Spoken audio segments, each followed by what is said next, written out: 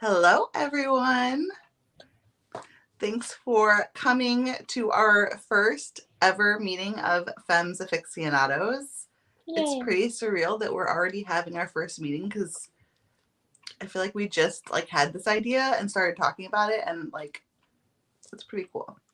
Thank you everyone for coming. We're going to be talking about Dragon Mage today by M.L. Spencer. That's this book right here, but we're going to try to keep everything spoiler free for at least the first 20 minutes. But if we do get into spoilers, I'm going to put a banner up so you don't have to worry about us spoiling you for anything. But first, I just want to introduce everyone, starting with Maria, and if we want to go that way. Clockwise. Yeah. Hi, everyone. I'm Maria. I have a booktube channel called Maria Might Read That, which was a recent channel name change. But I actually have been kind of radio silent on booktube for the last few months. So I'm kind of dipping my toes back into reading, getting out of a slump with this book. So I'm happy I'm even here. I was telling these girls, I was like, I've read 60% of it in the last day. So kind of cutting it close. But yeah, I have a booktube channel where I mostly read fantasy books. I really like political fantasy. I really like, right now, primarily adult fantasy. That's kind of my vibe. I'm not a big genre reader otherwise, but yeah, that's me. Yeah, my name's Kay. I'm from Kay's Hidden Shelf, and I also do booktube stuff. I read a lot of fantasy, sci-fi, some classics, and historical fiction thrown in there. Do a lot of the typical booktube stuff of TBRs or MBRs, wrap-ups, reviews, random little discussions in there, here and there. And yeah, I'm excited to talk about this. Hi, I'm Cassidy. I'm from Covers with Cassidy. I hate introducing myself. I read mostly high fantasy, adult fantasy. I dabble a little bit in thriller, horror, dark romance, but most of my content is fantasy. I do a lot of reading vlogs that are themed, and yeah, that's what I do. And did any of you guys have anything coming up that you want to talk about? Any interviews or readathons or anything like that? I have an author interview coming up in the next couple of weeks. No links or anything up yet, but that will be soon. Nice. I am hoping to get a TBR up for Hannah's November readathon, which everyone should know about, Once Upon a Time readathon, which I think, Kayla, you also are, right? We're both hosts for different teams, so you should all check out Hannah's announcement for that. But I'm hoping to put a TBR together and kind of use that to get me back into filming. It's been a while, so. I have a readathon coming up in November. Very flexible, mood reading, but that's about it. I don't plan that far in advance. Hello, everyone. Hey, Mel. Have not read this, but I'm here for the vibes anyway. We're going to keep it spoiler free for at least the first 20 minutes or so anyway, so no worries. I have read this, but I'm also here for the vibes. Awesome. I'm looking forward to hearing your thoughts, Rachel.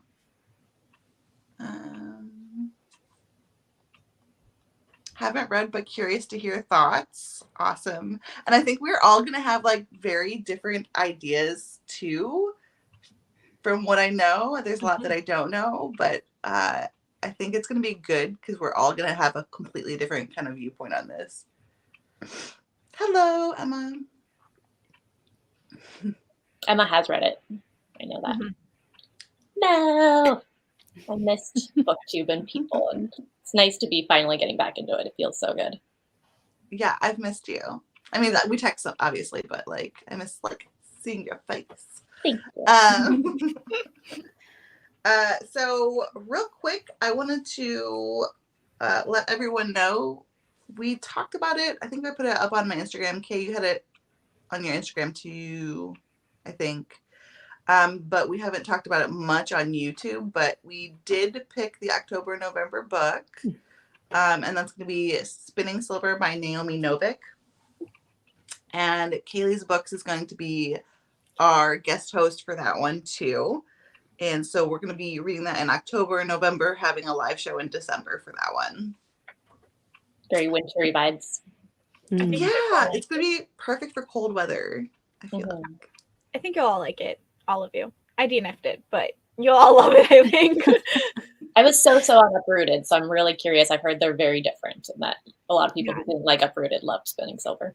Haven't read Uprooted yet. I read Uprooted and I enjoyed it. The plot structure is not very. It's kind of weird. Not weird. I don't know. It's different. But other than that, I really liked it. I liked the writing style and the vibes and everything like that. I liked everything except for that. So, and the plot for me is not like a huge factor. So I think that I'll really like Spinning Silver. But I'm looking forward to it. I don't know if people want to hear my thoughts. On Dragon Mage? Uh-oh. So I guess let's get into Dragon Mage. Do we want to do like a quick synopsis for anyone that hasn't like read it and doesn't know much about it? Sure. So in Dragon Mage, we follow a young boy called Araman Wraith. He's a misfit in his hometown, his village, kind of outcasted, and he really doesn't think he's much of anything. And this is a story of his journey realizing that he's much more than he thinks he is, and he actually possesses a power that people would kill for or manipulate him for. So it's his journey of coming to be of age and learning who he is and the struggles that all come with that. And there are dragons, so, and magic. Awesome. I think that's good. I don't like to know too much going into a book either. So I don't usually even read the whole synopsis. I look for like, I'll scroll all the way to the bottom of Goodreads and find out what like categories they put it in. And then that's it. That's basically what I often go into books blind. So putting the synopsis together is like, I'm going to put just the important details and we can go from there. I read the synopsis, it just goes straight through my mind and out. Like I just, because I don't care about plot usually, I don't really care about what the plot will be about. Although I have thoughts on that with this one, but usually it just flies out of my mind because I'm more like looking for vibes and kind of keywords. Yeah. So do we want to get into our ratings? Like get right down into it. Get down and dirty fast. Let's do it. That's what I want to know. I mean, mostly I want to know Maria's, and I've kept mine silent. So, do you want to start, Hannah, or do you want me to? And then I want everyone in the comments to let us know if you have read this. Let us know your rating too, because, yeah, totally, I agree. So everyone, let us know your ratings down below. And Maria, am I starting off? Yes. Okay. Oh gosh, the rating is the hardest part because I did just finish it, most of it yesterday, like the last 50 pages this morning. So I'm still sitting on that a little bit. I'm feeling like probably 3-star, potentially 2.5, depending on how this discussion goes and where my thoughts. Yeah, it wasn't my favorite. I didn't love it, sadly. I think it has the bones of like something that could be good. But there were a lot of plot conveniences and a lot of like things that weren't fully developed in a way that I had trouble with. And then I also think just the setup of it, the plot, like I was kind of hinting at this just now, but ironically, this is actually not the type of plot that is my type of fantasy I've discovered. It's very classic fantasy, and it's like the entire plot is very around those kind of classic fantasy tropes. Agreed. And I enjoy much more kind of political or economical, kind of more systems-based, kind of thought-provoking almost, instead of kind of character journey. Even though I love characters, I want there to be kind of a different struggle, almost a different conflict, and this one just didn't intrigue me as much. So I'm sitting at probably like maybe 2.75, but I don't really give half stars or 0.25 stars, so we'll see which way I bump it. You're like a high 2-star. Yeah. I feel like when I give something 2.5 stars, I have anger toward it, and I don't really have that toward this book, but I would have DNF'd if it wasn't for the book club. So it's a tough one. It's like, it's not a book that I actively enjoyed for most of it. I was bored for a lot of it, and then like I said, there were things that I picked out that I just thought, happen too conveniently and easily, but I don't have a lot of like venom or anger toward it. Mm-hmm. Okay. What about you, Kay? So I actually gave this 5 out of 5 stars, and I will admit, yes, I saw the plot conveniences. Yes, I saw the trope heavy stuff, but I love character driven stories, and this just kind of fit that for me. And I'll talk more about why later because it might be a bit of a spoiler, but yeah, I saw all the flaws and I still loved it anyway. So It's great. I gave it technically 2.5, but I don't typically give out half ratings, so it's like a 2, but 2.5. I agree with pretty much everything Maria said.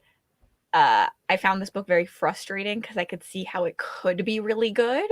It just didn't get there for me. I prefer stories that are like more like gritty too. Like I definitely know I don't like a hopeful story, and I found the story like very, very hopeful. And I think it just did too much for me. I think that there was a lot of pacing issues. It did way too much. I didn't get to spend time places that I wanted to spend time or like with characters. But yeah, pretty much agree with everything Maria said. I agree with what you said, except that I like hopeful stories, but I need to work for the hope. And I feel like that's where this was like easy hope. Yeah.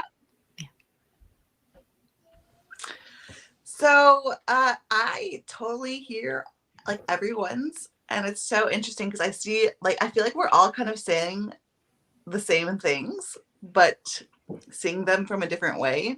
And I gave this one 4 stars. Yes. I really liked the classic fantasy feel, and I really, really liked the whole like there being different realms, and I felt connected to the characters very well, and also like really liked I liked the way the dragons were in the story, like the connection that they had with their riders and everything like that. The only thing is for me there was 2 things for me. For me, the plot got rushed for the second half, and that happens a lot of times I feel like with standalones, which now I think this might not be a standalone. It's a series. But it was originally going to be a standalone, I thought. Mm-hmm. But so that can kind of happen, I feel like. So there was that kind of like reduced maybe like a 1/4 star for me, and the rest was generally with fantasy books that have like not a clear magic system. I like it to be like folk magic or something like that, to where there's like no explanation, or like if it's going to be hard, that's like really full explanation. But this felt like, I don't know if you know like when you're at a stop sign and like there's a person to the right of you and it's like they need to go, but then like they're like inch and then they don't go, and they're like go and they're like inching forward and then they don't go. This was like that for me. I felt like plot wise, or I love that. The magic system. Oh, okay. I agree. So, but for me, the magic system is one of the lowest important things to me. So, but it did lead to some times where I was like confused, or things happening too like easily, I guess, you know, plot conveniences, or really like I literally just didn't know what happened. But the actual story itself I loved, and I enjoyed my reading experience the whole time. So I give it 4 stars. But that's so interesting because I feel like we're all saying very similar things. I was very frustrated because I kept thinking something interesting was going to happen. Then it changed direction and the interesting thing didn't happen. That happened multiple, yeah. Because there was a lot of location changes, right? There was multiple magic schools, and then you started in the small village, and then there was battles in different areas of a different world. Right, yeah. I wasn't ever really sure where we were. It went everywhere.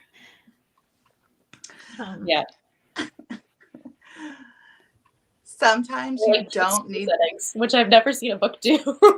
Huh? There were 2 different school settings, now that I think about it. I've never seen the school do. It's like you train at one, then you train at another.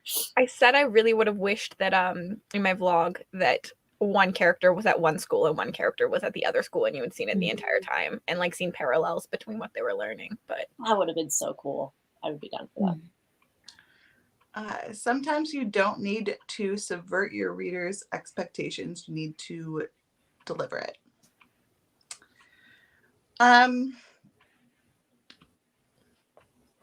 Give it like, okay, well, I guess that's a spoiler, so we're not going to get into what I was going to say. Never mind. Circle back. So, okay, let's go over like a few different things that, like, when you're doing your readings, like, you talk about like certain things, character, atmosphere, you know, writing, all that whatnot, and then we can kind of get into plot and get into the nitty gritty. What did y'all think of the characters? Did you have any favorites, least favorites, anyone that you thought was more well-rounded as a character than others? I didn't really have any favorites or least favorites. I personally think that every character in this book existed to be either a bully or a friend of Aram, and no one had any depth. Like, Marcus was literally there to be a friend. That was his only, like, he had two traits, a friend and then his ability with the magic system. I don't want to say what it is because I feel like it's a bit of a spoiler. And that was it. So I really couldn't connect to anyone. I felt like it was really, really flat. And then we didn't spend enough time with anyone. So, like, how could I care about someone at school 1 when 2 chapters later we're at school 2? But yeah, those were my thoughts. That's a good point. I thought Aram was, I don't know how to say his name, was sweet, but I think that, like, a lot of times for me, characters, it's also about the relationships between them. And I agree with Cassidy, where I wanted their relationships and loyalty and friendships to feel more earned. Nothing really felt earned. It felt like pretty early on in the book, they kind of have this like, we'll die for each other sort of friendship. And that happens in a lot of cases in relationships in this. And then I felt like that also happened even with people who were the bullies. They'd have like 180s where they'd switch and be like, actually, I will help with this, or I'll help you some in this case. And then there wouldn't really be any kind of catalyst or reason or anything like that to actually cause those relationship changes. So I thought the characters were all sweet, and I didn't dislike anyone. I liked being in their POVs, and the main two, but I also just wanted there to be more earned between them. And I wanted to see those moments develop like longer and slower. Yeah, I liked Aram's character. I like how in depth it kind of went with his POV throughout the whole thing. I know there's a lot that happens, a lot of places he goes, but kind of seeing how he handled all of that with his differences, I did like that perspective of it. For relationships, yeah, I mean, I agree. They're kind of all in or nothing, but it did seem like there was quite a bit of, I guess, pressure in a way to keep one side or the other. When you kind of look, like, when I think back to the situations, it seems like there was pressure in a way to either be a friend or not. So yeah, Araman was my character that I liked. His rep was really good, I will say. Like, I felt like the representation was really good for him. Yeah, I agree. Yeah, that wasn't something that you really see a lot of. And from what I've heard from own voices, it was done well. And I really enjoyed it. I thought that with the bad guys, at least I would say, like, Sergen, I think that they did I think that they did a really great job making him super evil. Like, what? I agree, except for by the end of the book, I felt like he was such a villain archetype. Like, he was just so true to a classic fantasy villain. So I think that goes back to me I don't like classic fantasy stories, really. The more I want it to be like more modern and unique than like a classic tale. But by the end of it, I was so bored of him because I was like, oh, he's gonna have like a villain monologue at the end of this. Like, I loved it. So interesting. Like, he had I thought actually he maybe had the most depth other than Aram for me, but agreed. There were also moments with him, again, like, if I just was an editor of this book or something, where I would point to and be like, in this moment, give me a bit more on why he's actually advocating in this case for something he wouldn't normally do, or why he is feeling a bit of kind of almost sympathy or wanting to do something different than what he normally does. Because then afterwards he kind of goes back to what he normally does. And so it's a weird in between moment that I'm trying to hint around without spoiling, that felt like it needed to happen just because that's where the plot needed to go for a portion of time, instead of because he had that depth and like actually something about him acted differently in a very kind of still in line with his character way. But I liked him a lot. I thought I did like potential there. I just wanted a bit more. I was so bored after the first school. It never developed the characters enough for me to care again. I like the two main characters, especially Marcus, but everyone else felt a bit flat. I just felt like I didn't get him. There were times when he was a stereotype villain and other times when he showed some humanity, but it went back and forth and it didn't feel real. Exactly. Yeah. It could have been so cool. I don't know. There is that level of like villainy and humanity that could be so cool. I wanted that grit with him where it's like, oh, maybe I should do this, but like I felt like when he started like the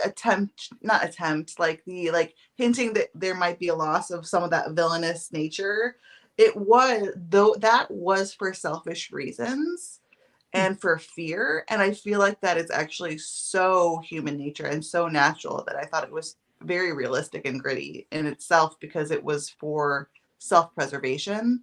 It wasn't for altruistic reasons. So, Doesn't he gain more though from doing the other thing?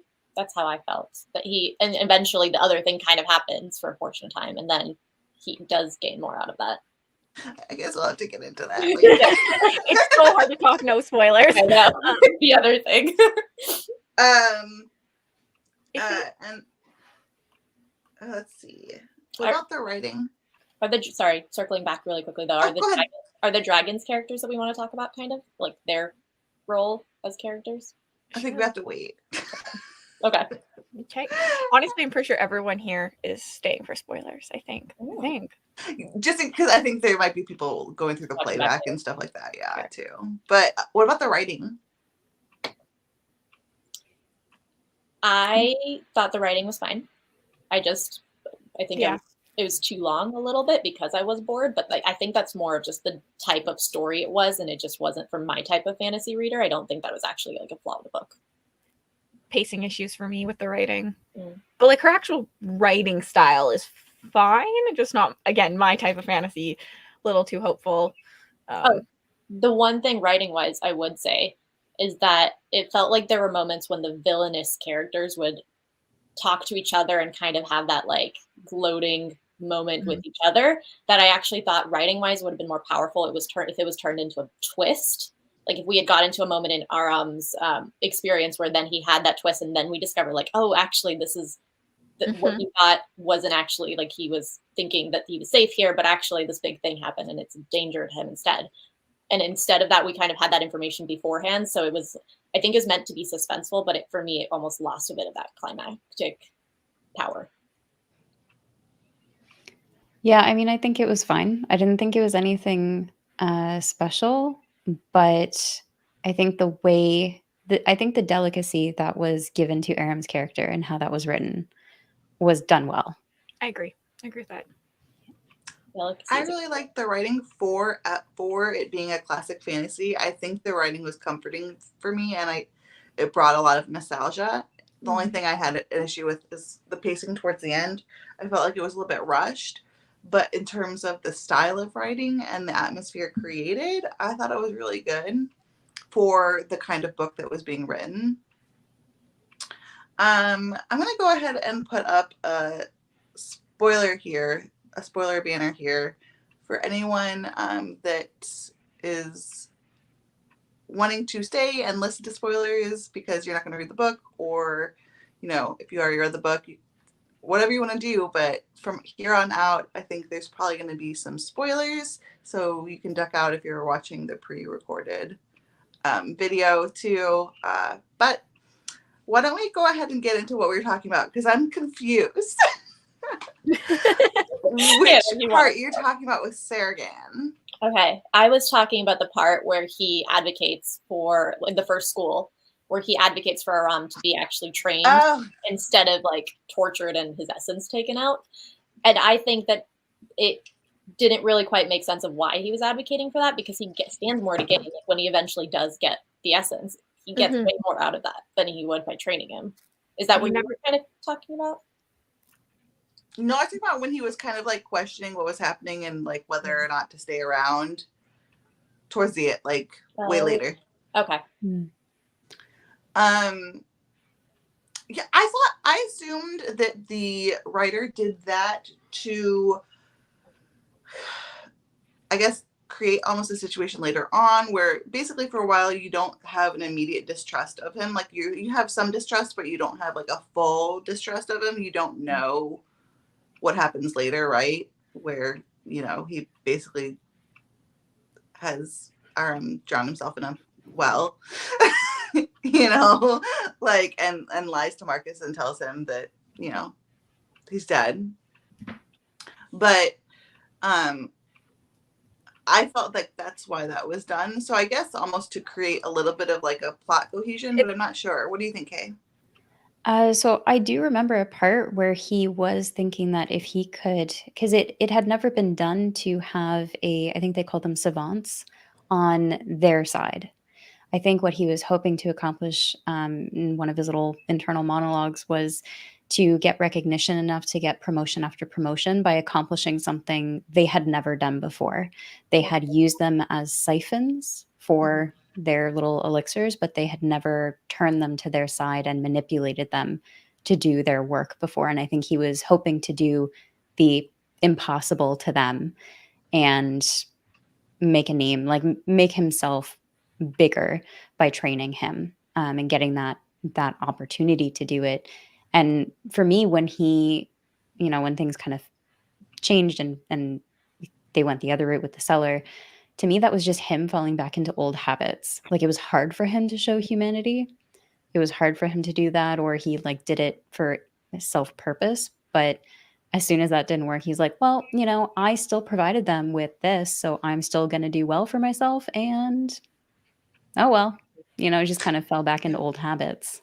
They do also say, he does say at one point that if they had siphoned Aram, they'd have no one left. I do know they say that. Yeah. But I just felt like he flipped a switch. Like he was all of a sudden gone against what he said and didn't care at all. And I just would have liked to see more humanity throughout the rest of the story.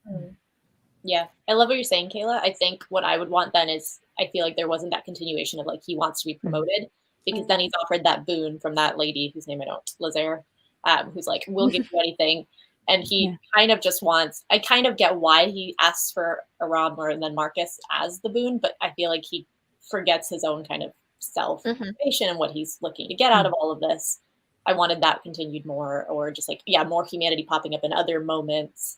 I think because it wasn't just him that it happened to, because there's also that scene right before where there's the like revered master guy who's at the first school, who's the like in charge one, who also visits Aram in the hospital, and he says something like, I don't know why, but I'm going against everything I've ever done, and I want to like give you a chance. What is it about you? Only you can tell. And I feel like I almost wanted something in the story to then be like, it is something about him that like maybe, I don't know, innately people act differently around, or like more of an explanation or something, because there were multiple people that then go out of their way to do different with him. I agree. Did that for me with the torture scene too, because we skip a couple years, like 5 years or something, and he's been tortured this entire time. And while the 5 years happen, all the kids are taught to like inbred into their minds they're gonna have to like siphon magic out of these people, and then all of a sudden we figure out Aram's still alive, and they're like, oh, let's go save him. And it just, to me, I was like, where's the switch? You were just taught for 5 years. And then they do this later. It's like, then the switch is back off. Yeah, like I just needed a little bit more reasoning behind these things, I think. Even the bully guy, that's what I was hinting at, like the bully, that's when the bully guy is like, oh, I'll help, even though he had just like punched out Marcus earlier and things like that. Or I think there's also a scene where also like those, I think Marcus is the one talking around about it. He's like, everyone else was broken, but not Aram after the torture. And he's like, but of course it makes sense. It's because the main thing that was different is that this was Aram. It's like, I think the idea is that it was hinting at like Aram is so special and unique and different, and because of the way his mind works, maybe that gives him more of a like ability, strength that other people might not have, or a different type of strength. But I felt like I had to infer that, and I wanted it more developed. Yeah, and I just don't believe it. Like, I don't believe you go through 5 years of torture and it doesn't affect you at all. Like, I wanted to see it affect him. I think it would have been nice to see it like more of a long-term effect, because he does have a short term of like a PTSD, but then like magic helps him get over it, right? I agree. I would have liked to have seen it a bit longer, but I feel like, for myself anyway, I feel like if it was explored much longer and more in depth, because it's kind of hinted to in other areas throughout the book after, I think it just would have been too much for me. Fair. That's A little bit. I like, at that point, I'm like, okay, yes, I get it. You know, we've hinted to it throughout the remaining half of the book or whatever it is. It's not as bad as what it could have been, but I feel like if it was too heavy, it would have taken away from that hopefulness for me. Yeah. I think I say this a lot when I reviewed it, is like, it's a hopeful book, and it's just not for me in terms of that, because everything I want, I think, would take away from that hopefulness. Yeah. I feel like it was definitely more cozy, a little bit more cozy for a fantasy, except for then when it would go like super dark, where this woman was like eating people. I've never read Pern before. The Dragons of Pern. Didn't you read the first book of that series, right, Kath? Yeah. Okay. I have them. That's one right there. Yeah, they are really reminiscent of the Pern dragons, but I think because I've read Pern, I was like, these dragons suck. Oh, no. Like, in Pern, they have so much personality and they really matter.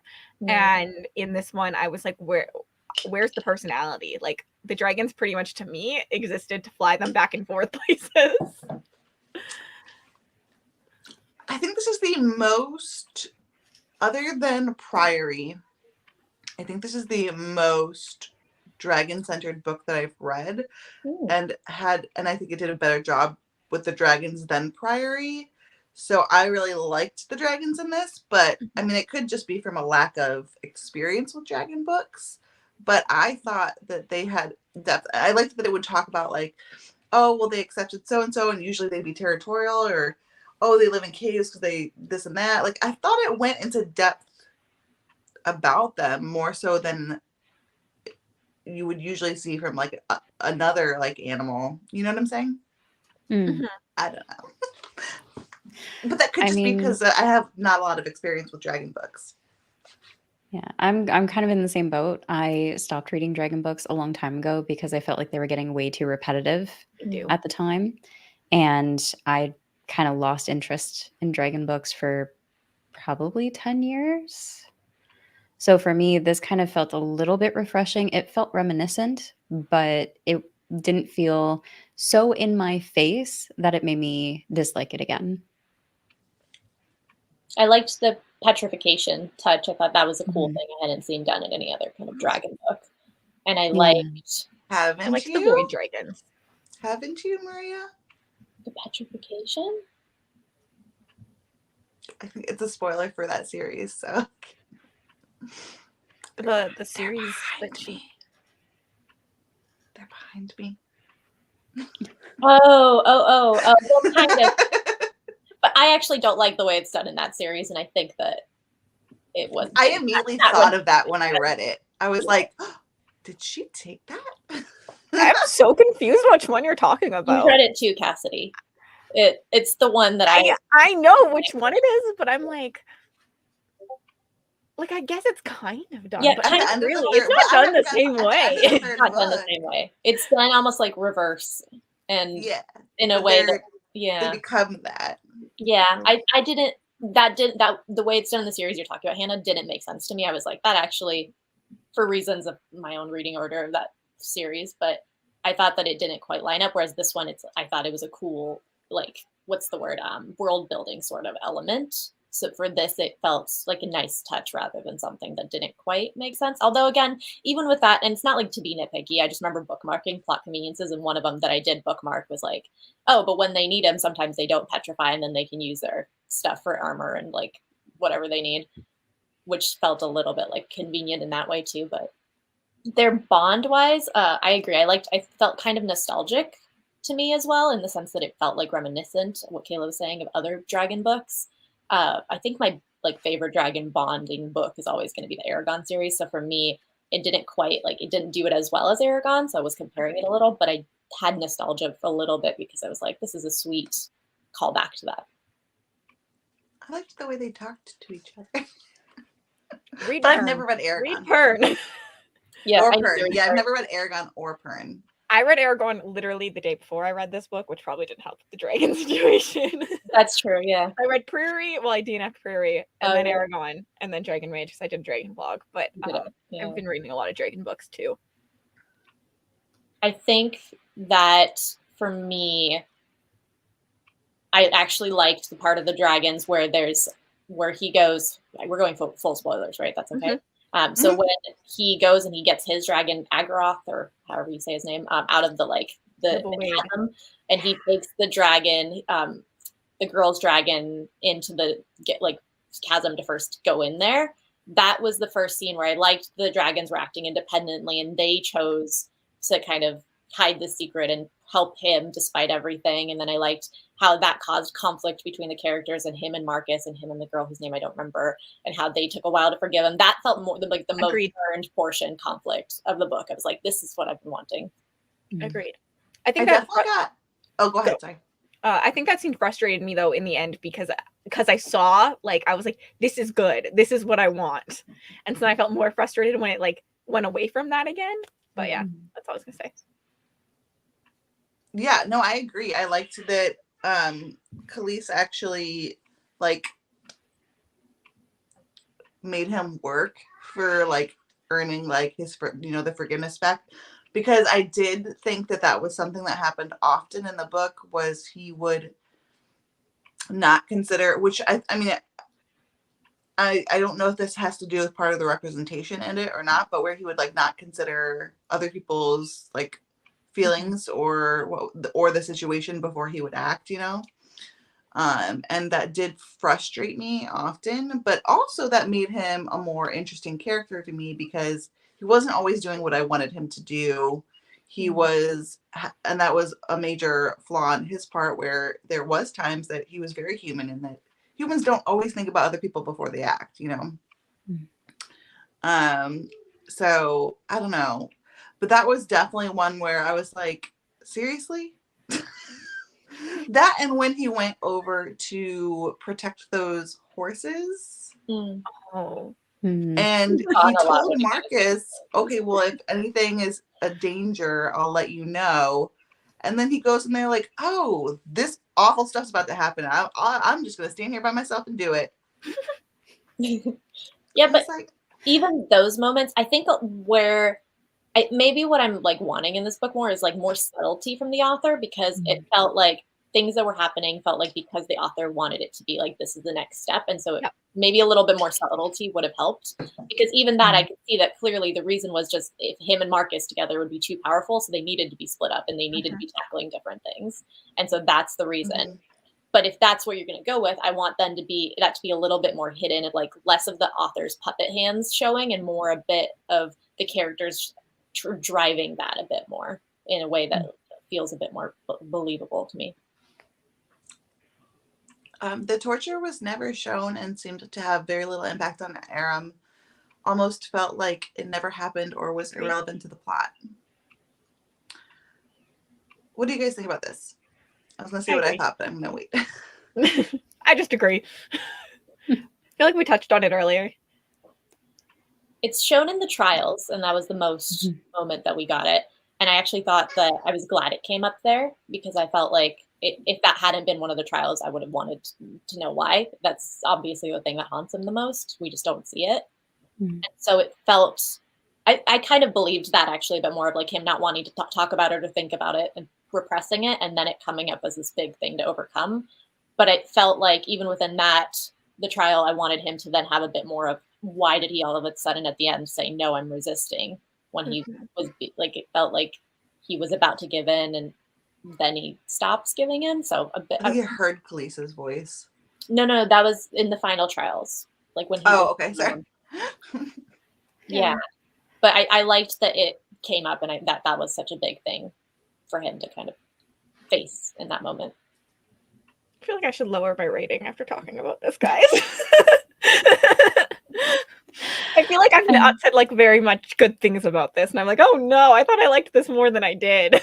This is what happens when you let time pass in between going back to ratings. I agree with you, Maria. I did like that part. For me, I think if they had shown it in more detail, if they had gone into it more, this would have changed genres. That would have been a little too dark for the age group maybe, or the subgenre it was going for. So I think for the genre the author was aiming for, I think they did okay. They did touch on it. They didn't go too far with it. And we do actually get a bit more of a gruesome look into it later on, where I can't remember her name. The captain gets taken prisoner.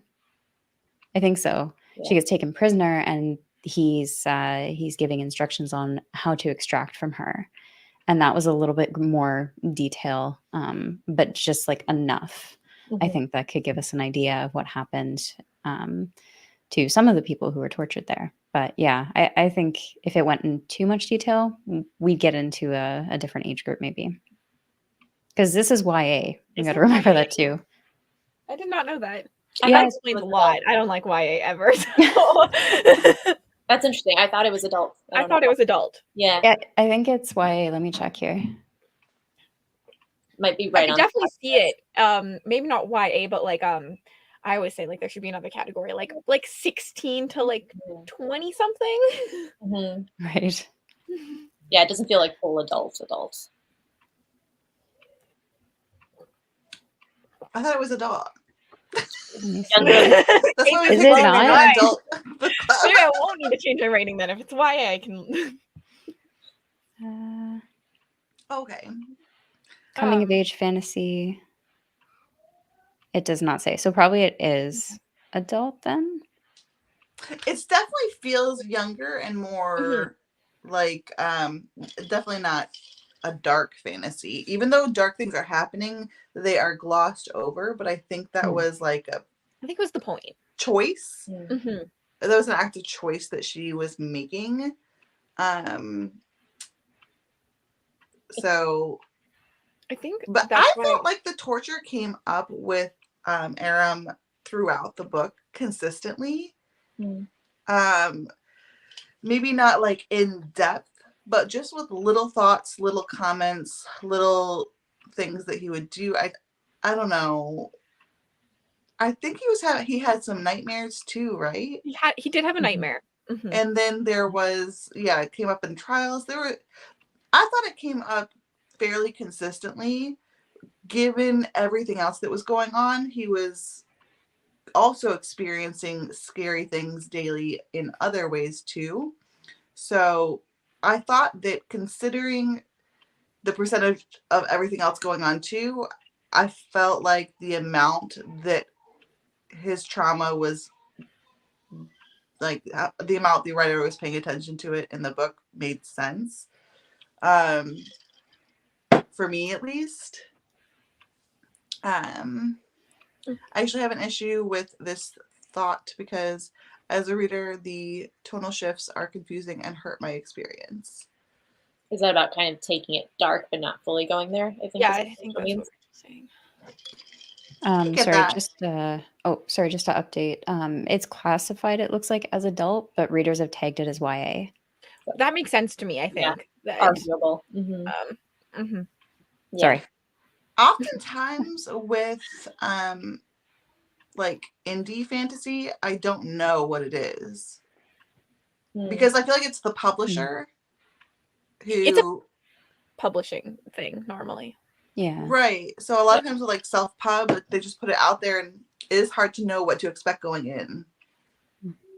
One of the things though that I'm like grappling with and trying to figure out for myself what my own thoughts on it are, I feel like a lot of people equate must be dark with adults. Like hopeful stories are young, like more young adults grouped typically. And so I feel like I don't think I agree with that. I think there can be hopeful, dark or sorry, hopeful, not fully dark adult stories as well. And but I think that there is almost that misconception of like grimdark is adults or grimdark leaning, and then anything more hopeful, more kind of optimistic is YA.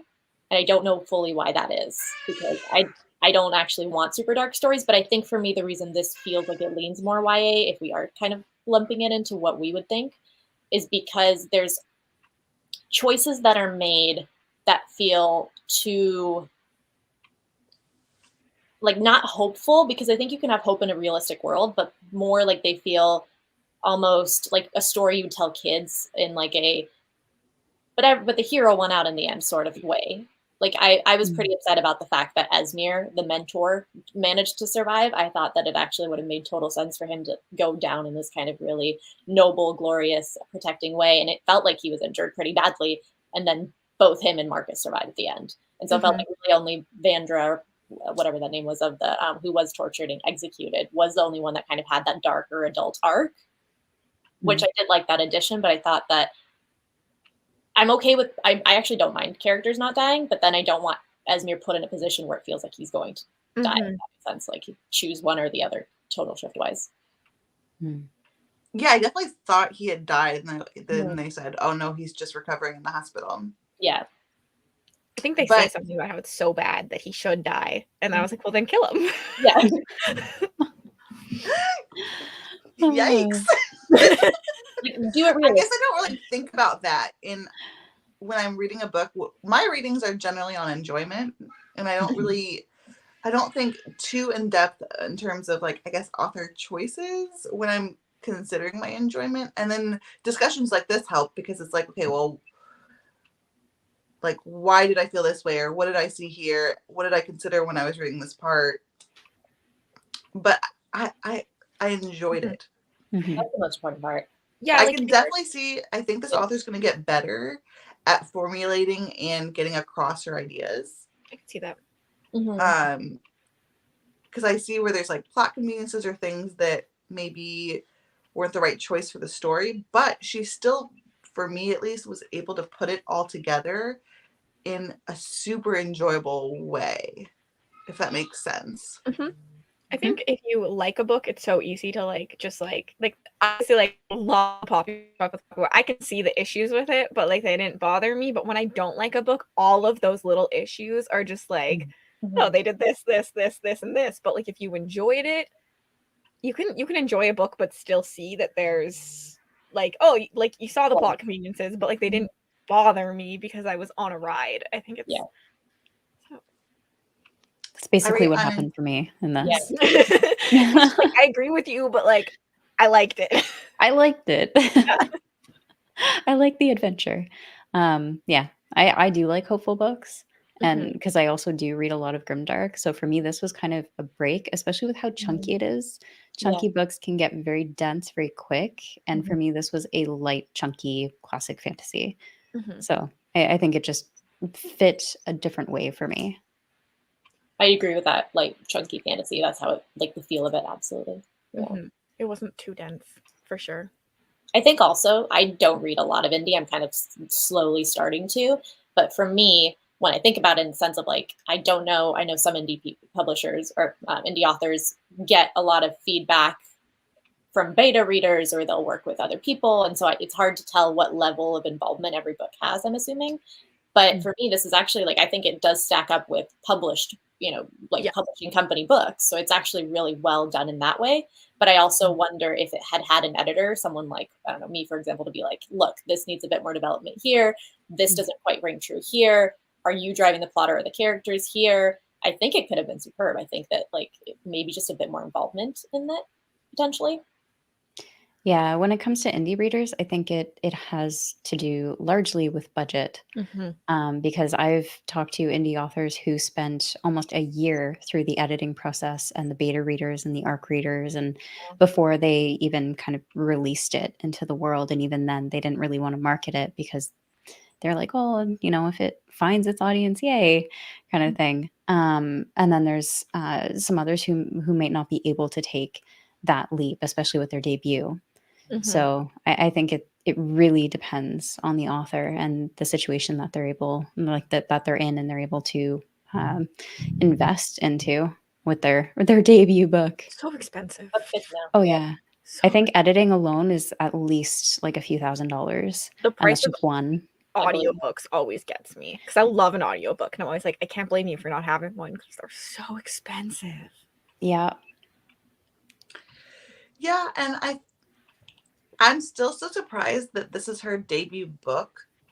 It's because really it's and well it's Her debut. and there's so much there to unpack, you know what I mean?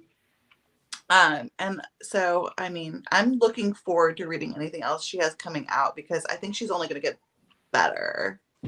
Oh wait, sorry.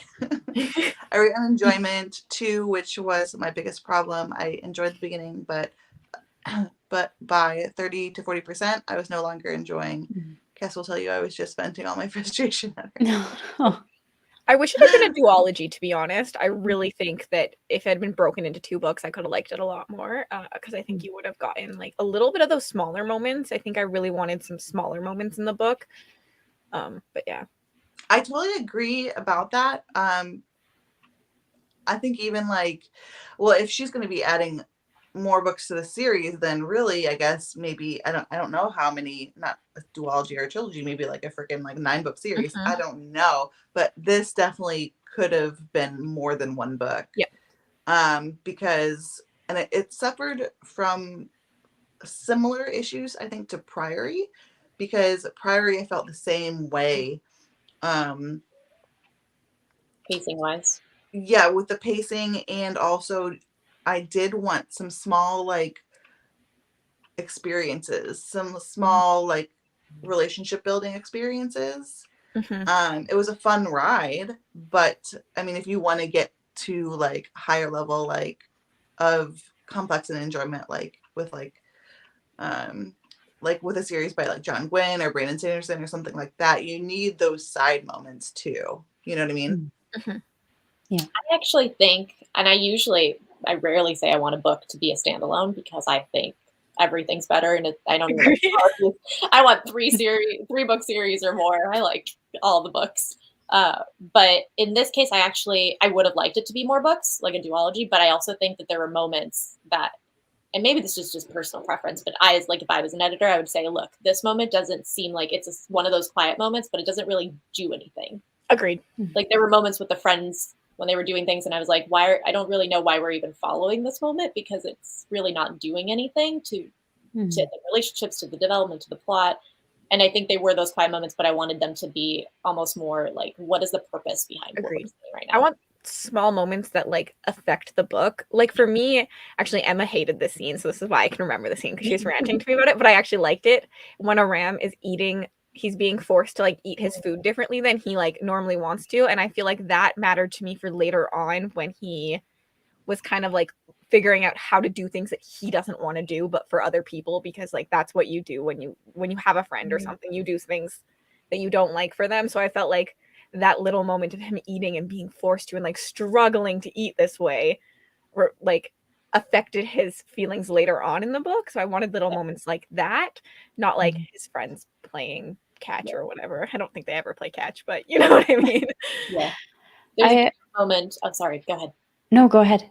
I was gonna say there's a cute moment where he also is in his books and forgets to change his clothes, and they're also like, I think Marcus is the one who's like, look, if you want to have friends, you need to make time for them, and you need to look hygienic and shower. Yeah, and that Cassidy, what you're saying, I feel like those linked for me in my mind as well, where it's like that same moment of like he needs to think past what his habits are. Mm-hmm. Sorry, go ahead, Kayla.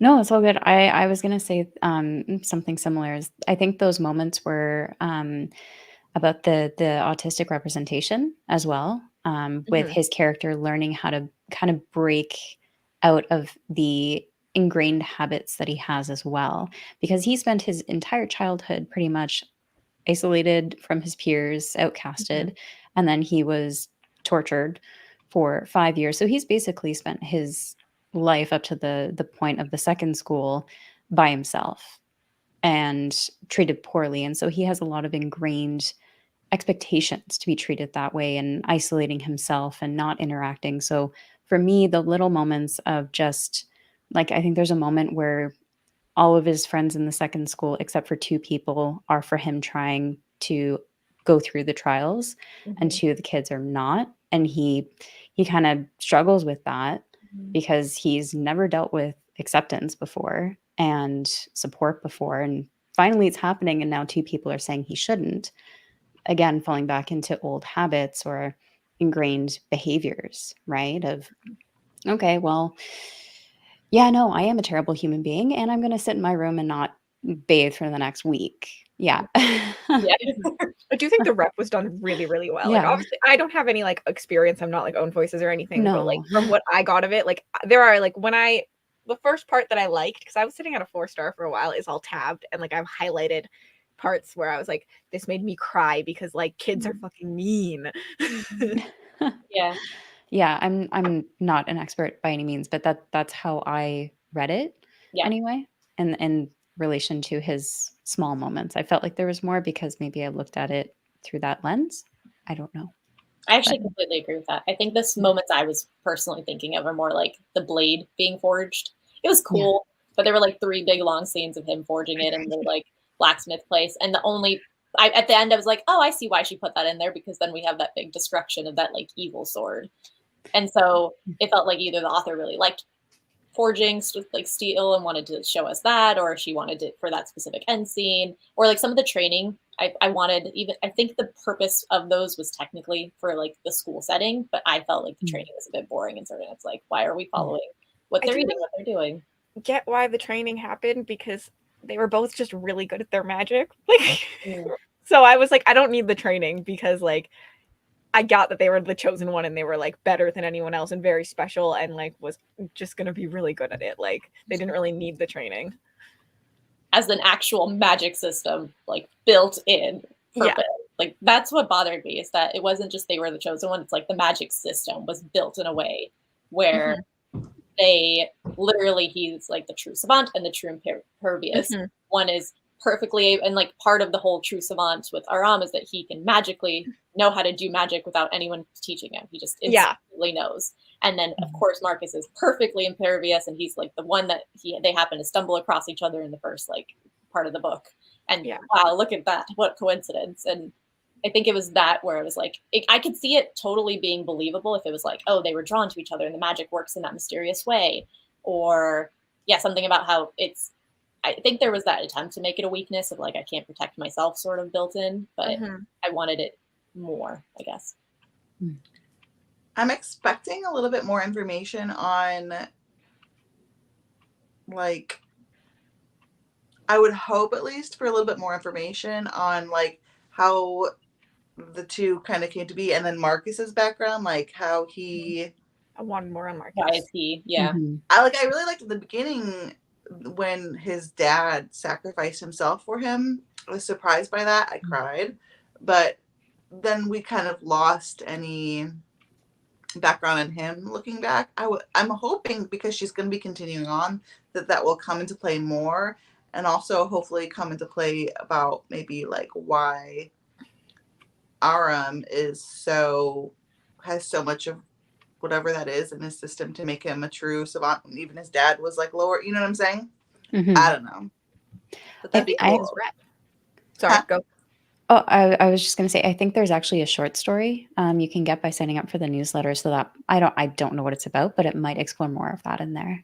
Ooh, okay. It has, I believe it has nothing to do with like our characters, but it's about a boy and a dragon, like meeting a dragon or I think it's about a boy defending his village from a dragon.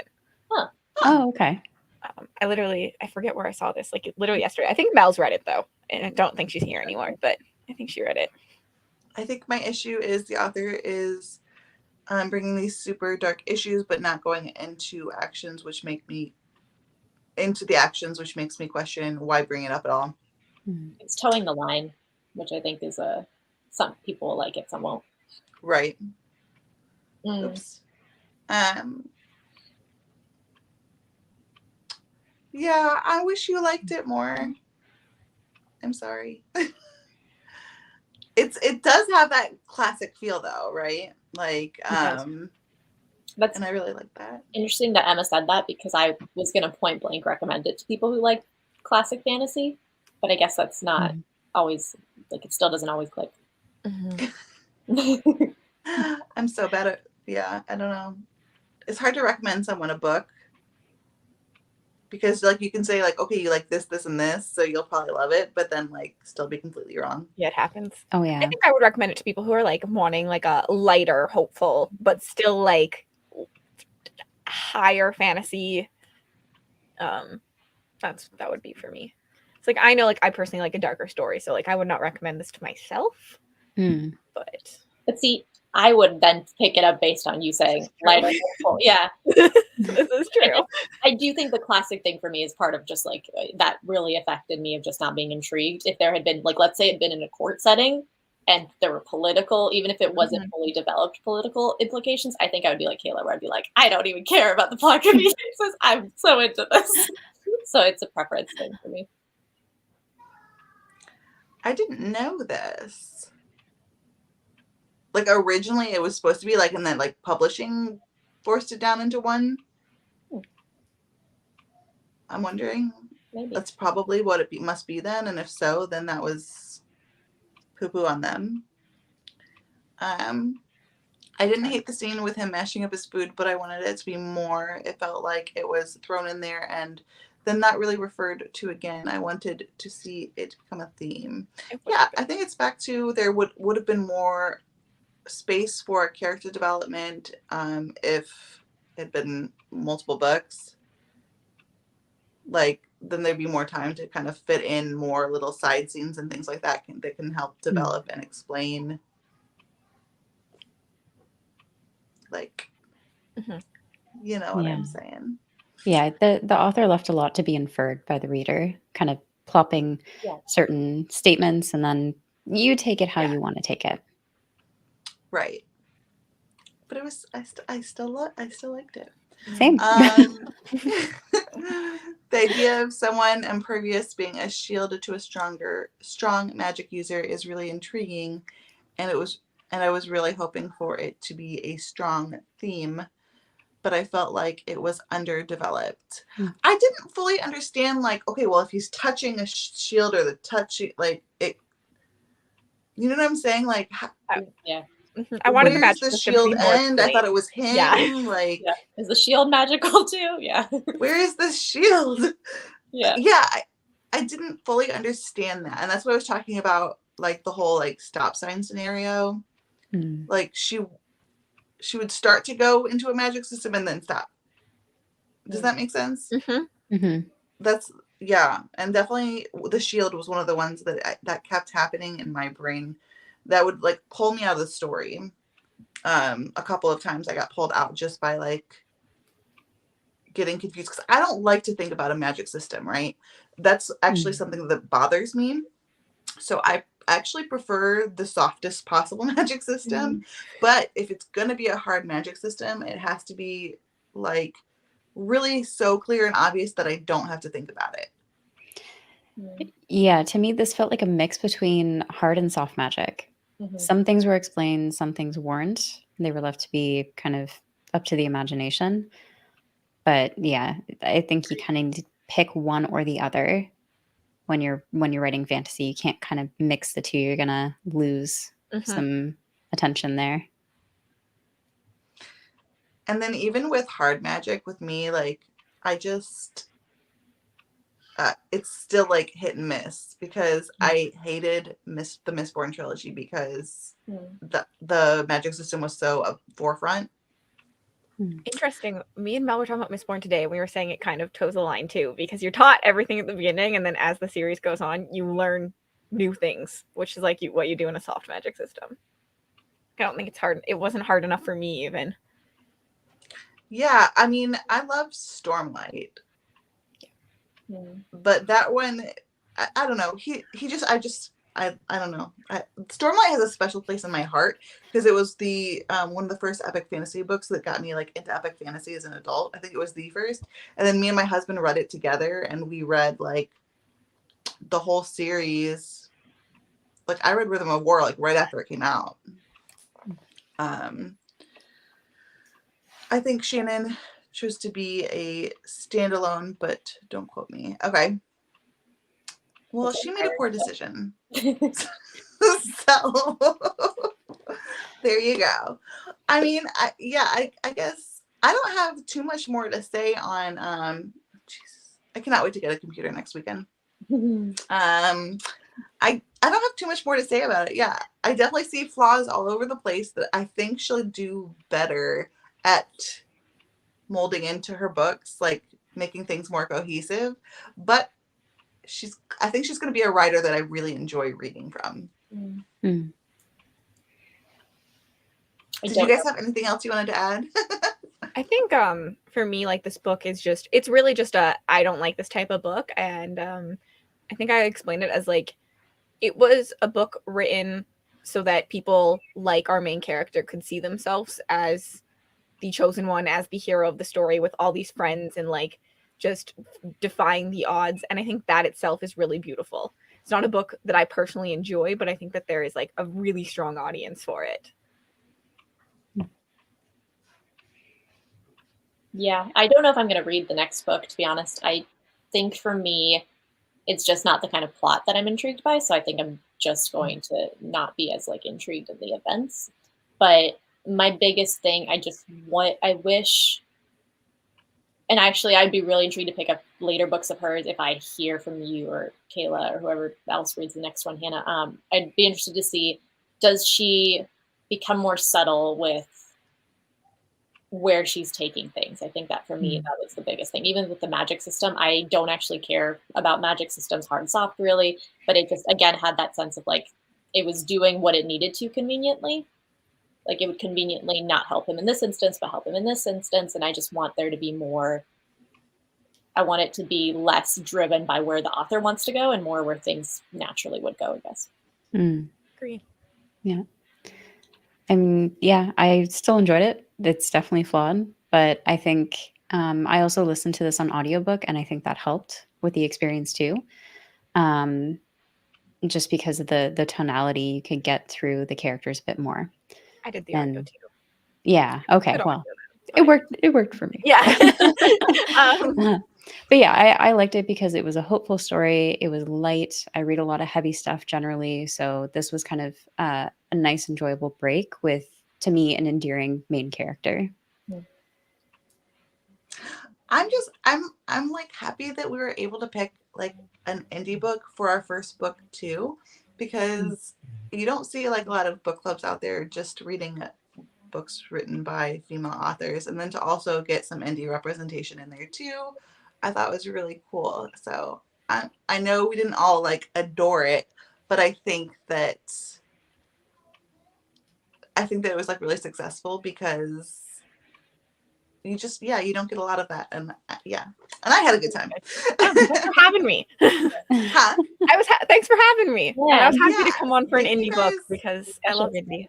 Can I circle back to something actually Yes. from Emma's previous comment where Emma says I wanted emotional and ethical themes to be stronger? What do you all think about the like moral dilemmas? Because I felt like that was an interesting thing the book did, where every trial or every time he goes into practice in that portal stone that he goes in, he has to like decide certain things. He's put in scenarios where it's like choose this or this, and they're both almost impossible choices. And I both like the way it was presented, and again, still want it to be like more developed, as is my theme with this. But I thought it was interesting that like he had to choose between, like, for example, his father or what his purpose was, or or he had to choose between his mother or the people that he has now, or in like himself. So like there were really interesting scenarios where I actually thought that he was put into like ethical difficulties. I have a thought, but I'll let one of y'all. Oh, I can go first. Get my negative thought out of the way. I didn't actually really enjoy lots of that part because I know for me, I feel like humans, like I got the whole point was that he'd make like the right choice in terms of his destiny. But for me, humans make mistakes and they choose the wrong thing. Like I'm going to protect my father over my destiny. Like, yeah. People who say they aren't, I'm like, I haven't met you. I have not met you. So I think I really struggled with that because I just felt like it was just so easy for him to pick. Like I didn't really see him struggle picking, and I really wanted more of a struggle, more depth. Yeah.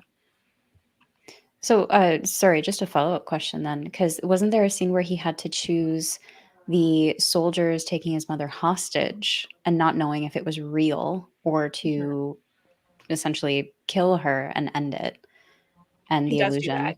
Or I just just Yeah. found I out feel if like that he was didn't real or not. struggle. Like I Yeah. just every time he made a decision, it was just like this Okay. is it. This is the decision.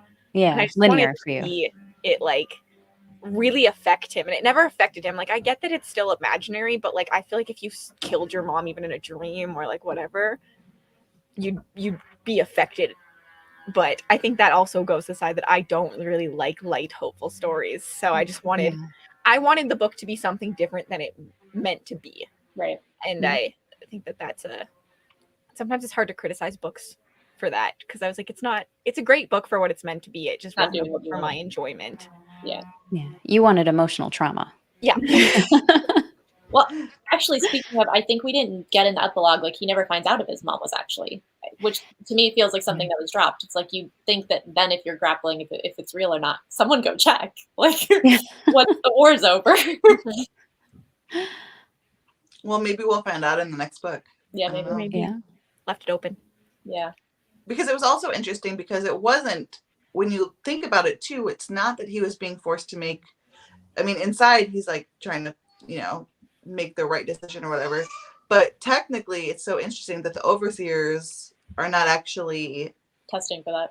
testing. They're actually testing and hoping he'll make what is actually morally the wrong decision, right? Or no, I'm sorry, morally the right decision, but what would basically make him more easily controllable, right? Mm-hmm. That's what I gathered. Yeah. I wanted. But I also gathered he knew that he thought that it basically wasn't real, but wasn't sure, and that he knew in order to survive, he'd have to make a decision he was uncomfortable with, kind of thing. I don't know. Basically, he didn't have enough knowledge to make a sound decision without doubt, Yeah. right? I think that's what the whole concept of that was. I think it would have been cool though when the overseers come out from the void after he'd killed them, like in the portals. I wanted them to almost turn it back on him and be like, okay, so you made those decisions in the portal, can you make them in real life? I thought when he was like given commanding position in the army that he'd have to go through that same position of like almost a foreshadowing of, oh shoot, I actually have to abandon civilians in order to go defend that fortress. Because technically, you think about it, him going to help save the Lyceum or forces and those civilians and abandoning the main wellspring that would bring down the entire veil between worlds is kind of the opposite of what he chose in the portal. Like if you parallel it. Yeah. I think that has to do with the way his magic works after, because doesn't he say he like gets knowledge from somewhere? And I think that kind of changes his decision making. But again, I see the fault there. That's not thought through, and it's just kind of plopped there. I still didn't care. For me, those aren't even the flaws. More just like I'm interested. Then let's develop that further because I'm curious. Like, what is that? How does that affect him having that difficulty of I guess reconciling that? Yeah, I think it was just presented as I'm omnipotent now, and you're going to do what I say because I'm the savant. Too convenient for me. Yeah. Yeah, the trials were a little bit confusing. I agree with that. I didn't fully grasp what was going on, but for me, once I got to that point in the book, I realized the way she was writing it was like I didn't have to understand everything that was happening. Like the point is we're gonna get there, almost like a romance book, right? Like you're gonna get your HEA, like, and just enjoy the ride. It's fine. Like that's how I settled into this book once I kind of gathered that's how it was gonna be, and I kind of just like accepted it and went for the cozy, like not cozy, but like, you know, those classic fantasy vibes, and I just went for it that way. But I definitely agree. I didn't fully understand what was happening with the trials. I think I didn't talk about this at all. I think something for me too was that I never felt like anyone was going to be affected. Like I never felt like on the edge of my seat, like, will they survive this? And that's something I look for in books, is like the tension that you get when you're reading. And for me, I, like you said, like I just knew it was a happily ever after. That's why I don't like romance books. It's typically a book I completely avoid. So yeah, for me, I wanted more of that tension. Like I wanted to be like, will someone die? Like, will it hurt someone somewhere? Will there be effects of this? I read this in between reading, like, I think a bunch of thrillers and horrors and stuff like that too. So I think I was happy. I think I went to it hoping for like a cozier read. Fair. I mean, if you watch my channel, you know I'm pretty much known for just liking stabs. People stabbing people everywhere. So the darker the book, the better. I'm still trying to get over. I just read The Last Housewife, and I'm still like, I want to read that one. Traumatized. It was good. Like one of my favorite books of the year. But I'm broken. Yeah, it's interesting thinking about like how much where you're at mentally affects how you perceive a book. Obviously, there's things we prefer in general, but like Hannah, what you were saying with like you were in between horror and thriller, and so you kind of were happy to have that change of pace. And Kayla, you said like it was between your kind of darker, denser stuff, and it made me think. Go ahead. I said I will say, like, I read a bunch of dragon books, so I was really picking up on all, like, dragon books tend to have a very classic trope to them. Like, there's a lot of those, and so I was picking up on all of those, like the mentor coming to the town that's like a storyteller normally, and like all this other stuff. A lot of parallels. That affected some of my enjoyment too. Yeah, and I'm thinking now, I'm like, I wanted something hopeful because I'm going through some stuff in my life where I'm like, I could use hopeful and cozy, but I also think that I was going through stuff where I was like, things aren't easy for me to overcome. So I wanted the characters to overcome it in the end. Like I wanted that hope, but I wanted them to struggle more to show me that like I'm struggling, but I can do it, kind of perseverance aspects. And I wonder how much that affected. So now I'm like thinking about all these, just how much our mental state. I think that's really interesting. I think it totally has a lot to do with like your enjoyment of a book. Yeah. Where you are at the time. Like, I think oftentimes because we read as booktubers so many books back to back to back, I do think the previous book that you read possibly has a lot to do with your enjoyment of the current book you're reading. Or other books you're reading at the time. Like I try to balance the books I read, even because I read multiple books at once, so that I can get the enjoyment for like when I'm in the mood for that thing, so that I don't try to make the book be like what it's not. You know what I'm saying? Like I'm not trying to have this feed what I want. I'm feeding what I want with a book that I know will be that kind of thing. Yeah. I think for that, it depends how much of a mood reader you are versus not a mood reader. Like some people I think can just read whatever and like it doesn't really impact as much, but then some people are very much impacted by like everything going on. Yeah, I'm definitely a mood reader. I don't think my feelings really would have changed about this book if I read it another time, because I know that the things that happen in this book aren't things that I enjoy in books. Yeah. Fair. Well, I really appreciate you guys coming to this, our first meeting, and for Cassidy being our guest. Thanks for I almost said me. guest Thank judge. you. Guest judge. Feels like that. Judge for executioner. I'm excited for your guys' thoughts on Spinning Silver. I'm gonna try and make it, since I read 80% of the book. Like my DNF was like it got returned to the library and I just didn't care again to get it again. So I'm excited to see the thoughts. Well, I hope y'all had a good time with our first live show. And like I said, Spinning Silver is going to be the book pick for October, November. We will announce the live show. It's going to be on either Kay or Maria's channel, Kayla's or Maria's channel, just depending on who wants to host it or what we have going on or whatever.